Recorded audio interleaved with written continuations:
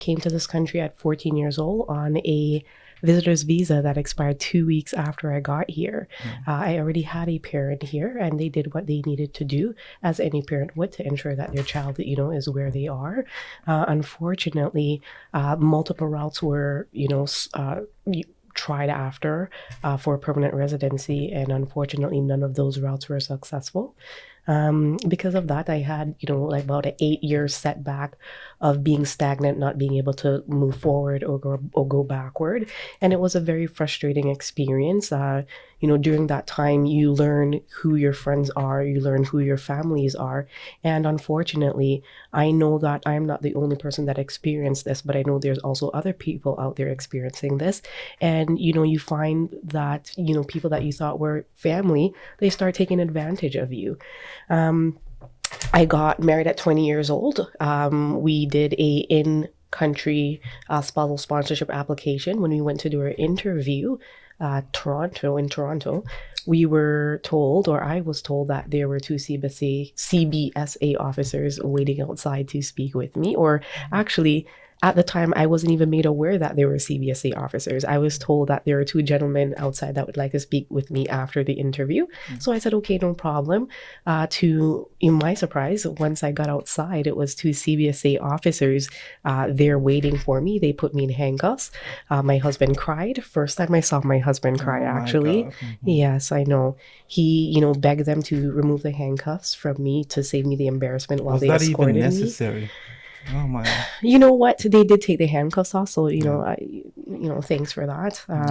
But the experience was definitely a humbling one, and I wouldn't change anything about it. I think that experience has made me who I am today. I was able to meet some beautiful people, during that journey, in the detention facility where I was detained at Rexdale detention facility, to be exact.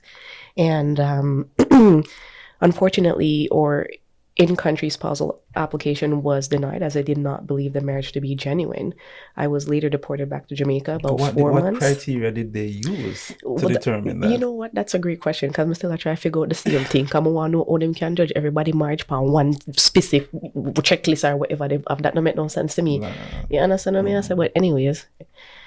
I was later deported back to Jamaica in 2014, actually. I know it was definitely a readjustment that had to be done. But I was deported back to Jamaica in 2014. I spent 2 years and 8 months there before legally returning to Canada.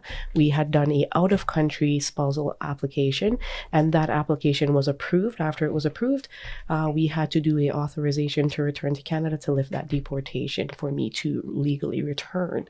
I returned in November of 2016, and I would definitely say during the 2 years and 8 months that I was in Jamaica, I had some time to really sit down and figure out what is it that I want to do when I return, and immigration was what it was for me, and being able to help people that are falling in the same, space or going through the same experiences that I've had to encounter and endure. And, I do what I do because I love doing it, but, that was the birth of YGR. My personal experiences with the Canadian immigration system, it motivated me to do what it is that I now do. So I'm able to genuinely help people because I can actually relate to the person that's sitting across the table from me, right? I'm not someone that just went to school to say, you know what, this looks like a lucrative career. Let's do this and make some